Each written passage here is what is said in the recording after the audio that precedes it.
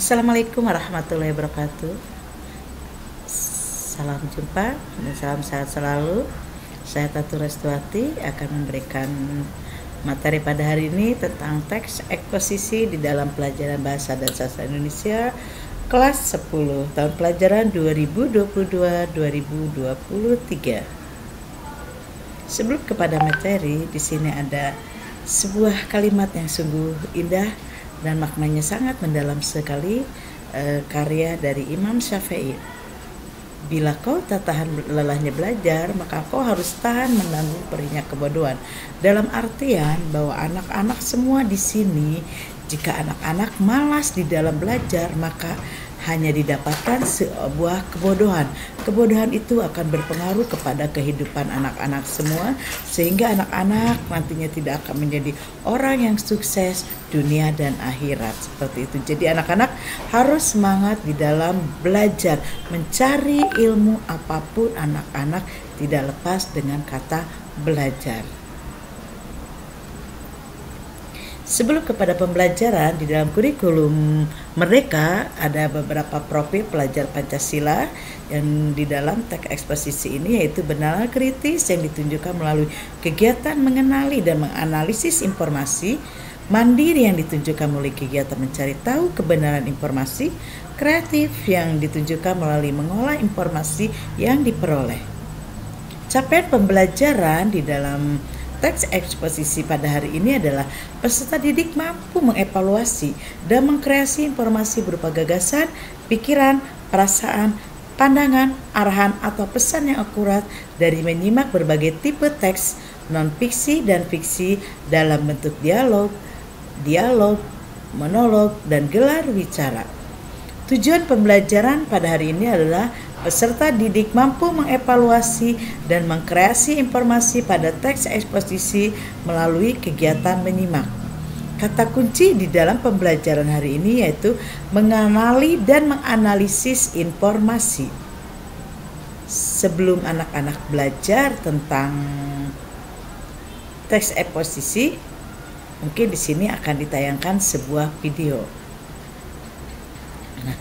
Pengertian teks eksposisi adalah suatu paragraf atau karangan yang memuat informasi dan pengetahuan yang disajikan secara singkat, padat, dan akurat. Di dalam teks eksposisi juga bisa diartikan sebagai teks yang memiliki fungsi menyampaikan gagasan-gagasan atau pemikiran-pemikiran tentang suatu topik. Teks eksposisi juga bisa diartikan sebagai teks yang memiliki fungsi menyampaikan gagasan-gagasan atau pemikiran-pemikiran tentang suatu topik. Tujuannya yaitu menjelaskan dan menyampaikan informasi yang memuat pengetahuan secara rinci dan struktur dengan dasar argumentasi yang kuat. Struktur di dalam teks eksposisi dibagi menjadi 3, yaitu adanya tesis, argumentasi, dan penegasan ulang. Tesis sendiri yaitu pernyataan pendapat adalah bagian pembuka dari teks eksposisi. Bagian ini berisi gagasan utama yang ingin disampaikan berdasarkan fakta yang ada pada masalah yang diangkat. Argumentasi digunakan sebagai unsur penjelas yang mendukung tesis. Bagian ini berisi penjelasan yang lebih lengkap dari tesis yang dikemukakan pada pembuka teks. Umumnya berupa data hasil temuan, pernyataan ahli, alasan logis, dan fakta-fakta yang terjadi berkaitan dengan masalah yang dipaparkan. Sedangkan penegasan ulang, sesuai namanya, bagian ini bertujuan untuk menegaskan kembali atau menguatkan pendapat yang sudah disampaikan dari awal. Penegasan ulang juga memuat tentang rekomendasi atau saran dari permasalahan yang diangkat. Setelah dari struktur, kita kepada ciri-cirinya. 1. Berisi informasi dan pengetahuan. 2. Penulisan yang singkat, padat, dan to the point. 3. Objektif dan tidak memihak.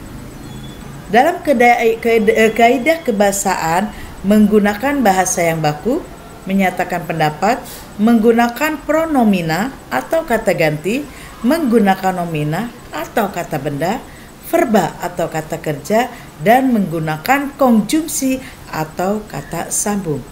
Itulah mengenai pembelajaran teks eksposisi di sini dibahas dari pengertian, lalu struktur dan ciri-ciri serta kaidah kebahasaan. Seperti itu dalam pembelajaran bahasa Indonesia tentang materi teks eksposisi yang diberikan di kelas 10. Terima kasih.